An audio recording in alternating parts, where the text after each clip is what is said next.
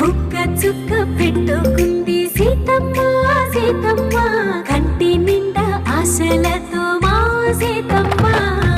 తాళి బొట్టు చేతబట్టి రామయ్య రామయ్య, సీత చెయ్యి పట్ట వచ్చే మా రామయ్య. పెద్దలు వేసిన అక్షతలు, దేవుడు పంపిన దీవెనలు, ఇవిలో కుదిరిన దంపతులు ఈ చోట కలిసారు ఈ పాటికి.